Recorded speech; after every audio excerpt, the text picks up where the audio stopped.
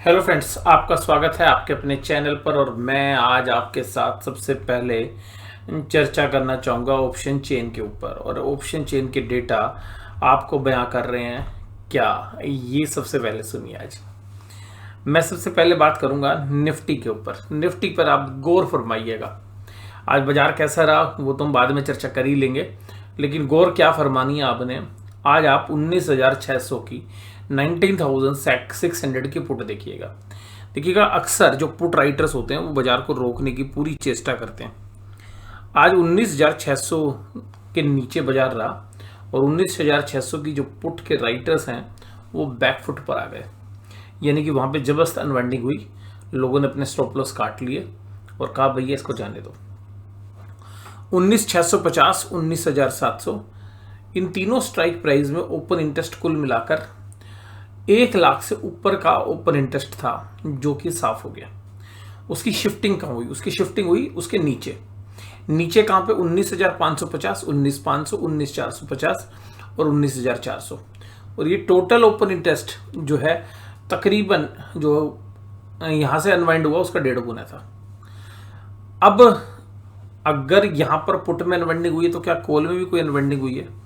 Call में आपको कहीं अनवाइंडिंग दिखेगी नहीं, और वो जो छोटी मोटी आपको दिखेगी वो 19,800 पे 1296 जो काफ़ी दूर है। और उन्होंने सब ने मिलकर जब यहाँ राइटिंग की है ना, आज आप 19,600 पे अकेली इतनी राइटिंग हुई है जितनी सारी स्ट्राइक प्राइस में पुट राइट हुई है। 1,24,000, यानी कि जो भी मैंने आपके साथ 4 ऑप्शंस के स्ट्राइक प्राइस डिस्कस की है, जो 19,550 की पुट, 19,500, 19,450, इतनी अकेली 19,600 पे कॉल राइटिंग हो गई। उसका 19,650 के ऊपर 76,000, 19,700 पे 77,000। और ओपन इंटरेस्ट क्या खड़ा हुआ है? 19,550 को अगर हम छोड़ दें तो उसके बाद अगर आप देखें तो कॉल साइड में 1,99,000, 1,70,000, 2,11,000, 1,72,97, जो कि पुट साइड में 1,03,805 है 19,500 पर। और उसके बाद है 19,500 पे 1,63,740। और यहाँ पर जो कॉल राइटर वो एग्रेसिवली ऊपर आके खड़े हो गए हैं, यानी कि 19,600 से लेके 19,800 का पूरा जो दायरा है वो जबरदस्त तरीके से कब्जा कर रखा है कॉल राइटर्स ने। अब इसको देख के हमें जो समझ में आ रहा है वो ये लग रहा है कि शायद कल आपको सुबह बाजार खुलते के साथ ही 19,500 ब्रीच हो जाए, क्योंकि कॉल राइटर एग्रेसिवली 19,500 पर भी आ गए 86,000। यानी कि जहां पर बाजार आज सपोर्ट ले रहा था वहां पर भी आके कॉल राइटर खड़ा हो गया 86,000, 19,550 पे 97,000। यानी कि कॉल राइटर्स ने पूरी जो है अपनी जो है लाइन लगा रखी है और एग्रेसिवली कॉल राइटिंग हुई है। तो ये तो पक्का है कि बाजार को ऊपर नहीं जाने देगा। और 19,500 शायद से अगर सुबह ब्रीच हो जाता है तो शायद 19,500 के पुट राइटर भी ट्रैप हो जाए और बाजार एक तरफा मूव नीचे की तरफ सुबह आपको आधे से 1 घंटे के अंदर दे सकता है। फिर वहां से देखना पड़ेगा कि ऑप्शन चेन के डेटा किस तरीके से। तो वहां पर हमें लग रहा है कि 19,400 भी कल आप टूटता हुआ देखें और 19,300 और 19,350 तक के आसपास के दायरे आपको बृहस्पतिवार तक देखने के लिए मिल सकते हैं। तो कुल मिलाकर जो कैंडल्स हैं उनकी तो बात करेंगे, बट ऑप्शन चेन में काफ़ी जो है दिक्कत हो रही है। अब यहाँ पे जो तेजी वाले जो प्लेयर्स हैं वो शायद अब ट्रैप हो गए हैं। अगर आप बैंक निफ्टी में ऑप्शन देखेंगे ना भाई साहब, ओपन इंटरेस्ट बहुत समय के बाद हमें ऐसा ओपन इंटरेस्ट देखने के लिए मिला कॉल साइड में। अब पुट साइड में देखते हैं। सबसे पहले 44,500 में अनवाइंडिंग हुई, 44,600 में और 44,700 और 44,800 में। ये टोटल जो ओपन इंटरेस्ट है ये तकरीबन 1,10,000 के करीब है। और उसकी शिफ्टिंग कहाँ हुई? 44,300 पे सबसे जबरदस्त 1,27,000 कॉन्ट्रैक्ट। यहाँ हिम्मत दिखाई पुट राइटर्स ने 44,300 के ऊपर। इसके अलावा कहाँ दिखाई? 44 के एब्सोल्यूट नंबर पर, और नीचे काफ़ी जगह सपोर्ट है। ये वैसे भी मल्टीपल सपोर्ट एरिया है 44,000 के नीचे 44,1 से। तो यहाँ पर जो राइटिंग हुई यहाँ पे काफ़ी हिम्मत दिखाई, यानी कि जिसकी शिफ्टिंग हुई है नीचे की तरफ, वो राइटिंग पुट राइटर्स ने भी काफ़ी ताकत दिखाई है। लेकिन अगर आप कॉल राइटर की ताकत देखेंगे तो वो ताकत यहाँ पर पुट राइटर की कहीं पर भी स्टैंड नहीं करती। अगर पुट राइटर की अगर हम बात करें तो भाई पुट राइटर ने जो राइटिंग की उसके बाद आप कॉल राइटर की बात करते हैं। 44,300 पे 1,27,000 कॉन्ट्रैक्ट थे पुट राइटर ने जो राइट किए, लेकिन कॉल राइटर्स 1,24,00,000 यानी कि लगभग बराबरी पर। लेकिन उसके ऊपर के सारे डेटा आप देखेंगे 44,400 पे 1,67,000, फिर 1,60,000 44,500 पे, फिर 1,37,700, फिर 1,43,000, फिर 1,15,000। क्योंकि कल वीकली एक्सपायरी भी है बैंक निफ्टी की, तो यहाँ पर एक एग्रेसिवली सेलिंग, निफ्टी में तो कुछ भी नहीं है जो सेलिंग बैंक निफ्टी में हुई है। तो बैंक निफ्टी में जो सारे दायरे आपको 44,400 से लेकर 44,800 पे यहाँ पे एग्रेसिवली कॉल राइटर बैठे हुए हैं। तो ये जो है बयां कर रहे हैं कि बाजार कल सुबह एक झटका तो भैया नीचे का देगा, और हो सकता है कि आपको 44,000 और 44,100 के आसपास बाजार कल आपको सुबह मॉर्निंग सेशन में एक बार जाता हुआ दिखे। वहां पर हालांकि मल्टीपल सपोर्ट एरिया है, तो 43,900 800 के आसपास अगर बाजार जाने की चेष्टा करता है तो ध्यान रखिएगा 44 के आसपास से आपको जो है बाउंस आने की संभावना रहेगी। लेकिन आज एफआईआईज के डेटा भी काफ़ी एग्रेसिव सेलिंग के हैं। ये बहुत समय के बाद जो है हम देख रहे हैं कि सारी जगह पर वो सेलर थे। आज एफआईआईज ने क्या किया? आज एफआईआईज ने सेलिंग की भाई 2,000 करोड़ की कैश मार्केट में, डीआईज ने 1,361 करोड़ की बाइंग की है। तो आज एफआईआईज एग्रेसिवली छोड़ दे। फिर देखिएगा इंडेक्स फ्यूचर्स बेच मारे 1,840 करोड़ के, फिर 1,890 करोड़ के आसपास के एफआईआईज ने स्टॉक फ्यूचर्स। और देखिएगा इतनी एग्रेसिव सेल करने के बाद इन्होंने आज वाटर टेस्टिंग की है, और मुझे लगता है कि ये जो ऑप्शंस में एक अच्छी खासी बाइंग की गई है, ये दोनों साइड की पोजीशंस होंगी। तो कल बाजार दोनों साइड मूव करेगा, बट मुझे लग रहा है कि जिस तरीके के डेटा हैं शायद सुबह बाजार पहले माइनस की तरफ जाएगा, और फिर वहाँ पर अगर 44,000 के आसपास जाता है और इसी तरीके से 19,400 के पास निफ्टी जाता है, तो वहाँ पर हमें लगता है कि एक थोड़ा सा आपको एक रिलीफ या पुल बैक मिलना चाहिए ऑप्शन चेन के डेटा जो बयां कर रहे हैं।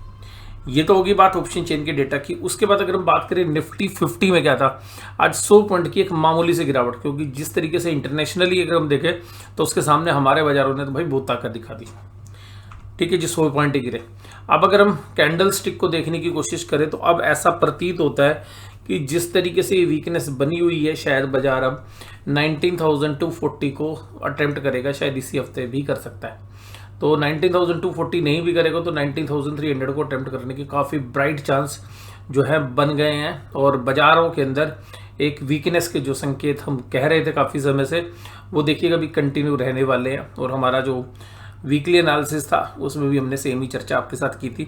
Bajaj finance, L&T, Titan, Bajaj Finserv संभालने की कोशिश तो कर रहे हैं, लेकिन एक बात देखिएगा जो सबसे फेवरेट स्टॉक था आईसीआईसी बैंक, जिसमें सबसे मजबूती थी, वो कमज़ोर हो गया है, उसको तोड़ दिया है और वो 940 पर आ गया। जो 5 रुपये टूटने के लिए तैयार नहीं होता था वो 940 पर आ गया।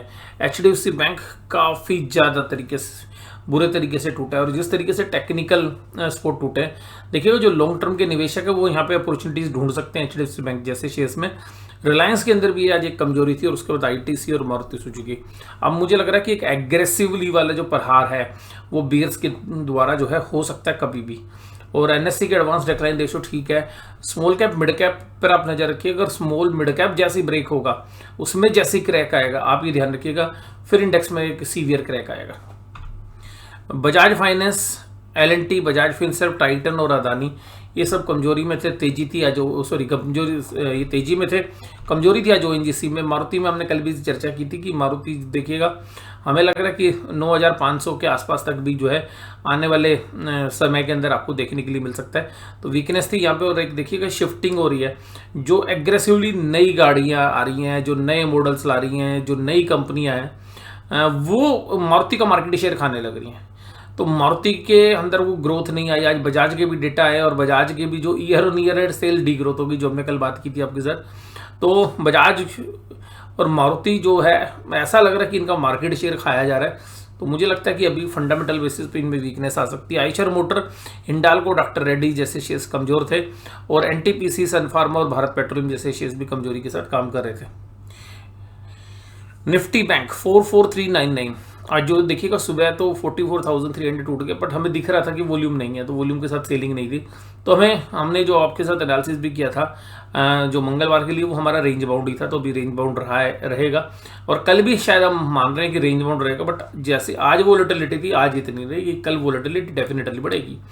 आज बाजार मात्र निफ्टी का हाई और लो के बीच में अगर आप देखें तो 300 पॉइंट में मूव करा, कल 300 पॉइंट का मूव नहीं होगा, कल कम से कम हाई और लो के बीच में मुझे लग रहा है 500 पॉइंट का गैप हो सकता है। और आज का जो क्लोजिंग प्राइस है यहाँ पर हमें लग रहा है कि आजकल निफ्टी बैंक एक अच्छी वोलेटिलिटी देने वाला है। तो अगर वो रहे भी एक रेंज में, जैसे आज तो एक ही जगह खड़ा था, मान लीजिएगा अगर वो रहेगा भी मान लीजिएगा 300 350 पॉइंट में, बट वो फ्लैक्चुएट बहुत करेगा कल। वैसे तो वीकली एक्सपायरी भी है, बट जिस तरीके से ऑप्शन चेन के डेटा हमें देखने के लिए मिल रहा है, हमें लग रहा है सुबह सुबह ही एक स्लाइड जो है सीधी 300-400 पॉइंट का जो सीधे, जैसे आज पूरे दिन भर में 185 पॉइंट टूटा है, कल हो सकता है आपको सुबह सुबह खुलते के साथ ही बाजार 300 पॉइंट निफ्टी बैंक क्रैक हो जाए, सुबह सुबह ही चांसेस काफ़ी ब्राइट है। एनएससी की बैंक की अगर हम बात करें तो देखिएगा मुझे लग रहा है कि 44,000 के आसपास, 44,100 के आसपास का दायरा कल निफ्टी बैंक मार सकता है। Punjab national bank, federal bank, bank of Baroda, बंधन बैंक और एसबीआई सब तेजी में थे। और देखिएगा पीएसयू बैंक में ना जो स्टोरी डेवलप की जा रही है, मुझे पता नहीं क्यों ऐसा लग रहा है, देखिएगा कि यहाँ पर ना रिटेल इन्वेस्टर ट्रैप होएगा। देखिएगा पीएसयू बैंक में जो स्टोरी बताई जा रही है आपको, जितना भी है मुझे लग रहा है सब प्राइस्ड इन है।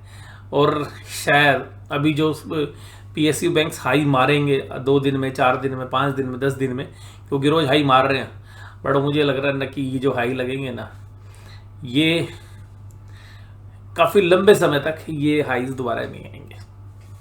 और Kotak Mahindra bank, KU small finance bank, HDFC bank, ICI bank, और मेरे से अगर आप पूछोगे ना, अगर किसी ने बैंक ही खरीदने ना, तो सारी दुनिया आपको कह रही है पीएसयू बैंक ले लो, पीएसयू बैंक ले लो, बट मैं इस समय पर कहूँगा भैया पीएसयू बैंक से दूर रहो। पीएसयू बैंक से सस्ती वैल्यूएशन पर तो अच्छे प्राइवेट सेक्टर बैंक आपको एचडीएफसी बैंक मिल रहे हैं।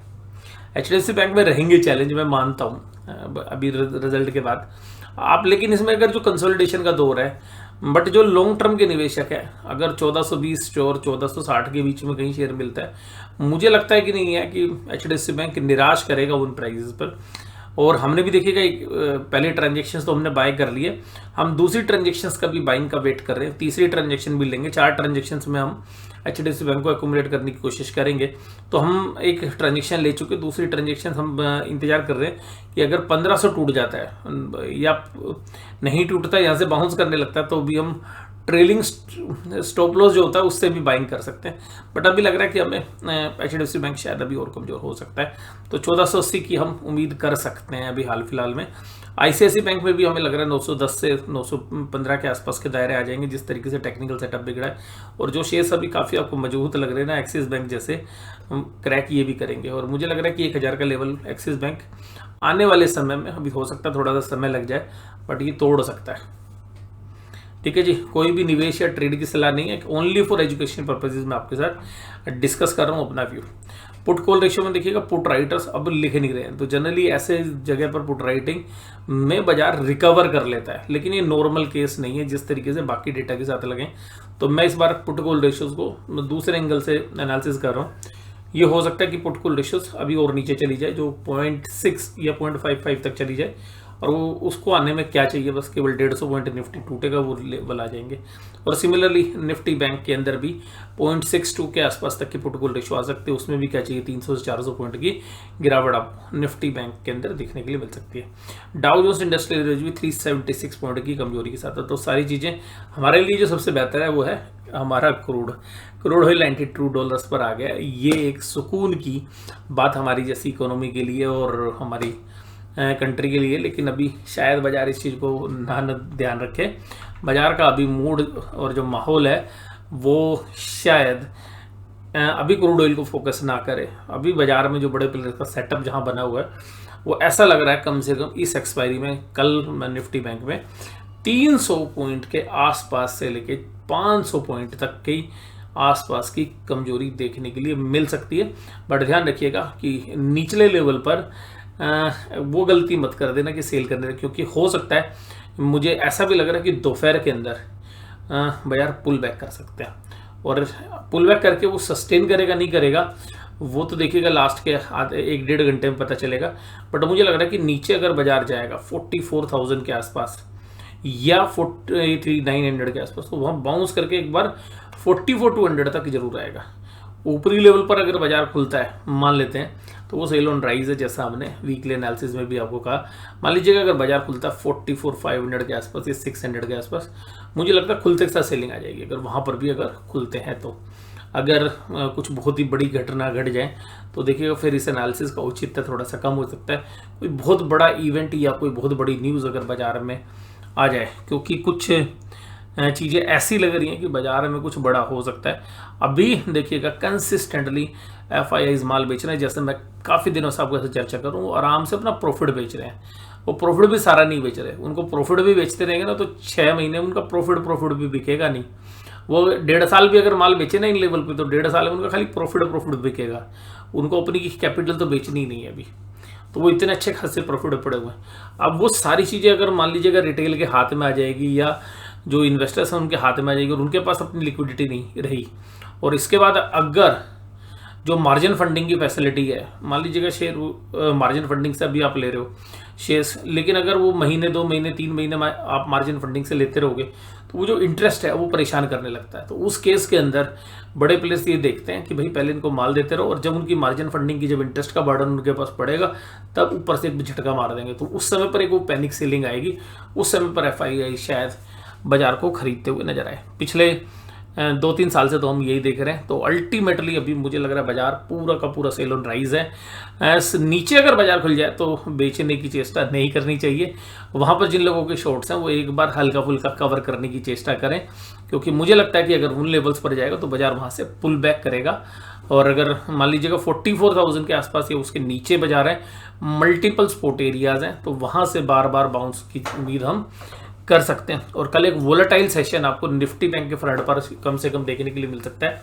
निफ्टी में शायद इतनी वोलेटिलिटी ना हो, लेकिन कल बैंक निफ्टी आपको एक अच्छी वोलेटाइल सेशन देने की जो है कोशिश करता हुआ नजर आएगा, जो डेटा पॉइंट्स हम एनालिसिस कर रहे हैं उनके बेसिस पर। तो वीडियो में जुड़े रहने के लिए धन्यवाद, thank you very much. Video कैसी लगी ये जरूर से जरूर बताने की चेष्टा करें कमेंट्स में। अगर अच्छी लगी है, अगर आप कमेंट्स नहीं लिखना चाहते हैं तो देखिएगा, अगर अच्छी लगी है तो कम से कम वीडियो को लाइक जरूर कर दीजिएगा। और अगर चैनल पर पहली बार आए हैं या आप लगातार आ रहे हैं और चैनल सब्सक्राइब नहीं किया तो कम से कम एक बार जो है चैनल को सब्सक्राइब कर दीजिए और नोटिफिकेशन आपको मिलती रहे, इसलिए जो है बेल आइकन को भी दबाना ना भूलें। तो वीडियो देखने के लिए आपका बहुत बहुत धन्यवाद। मैं अपनी बात यहीं पे समाप्त करता हूँ। Thank you very much.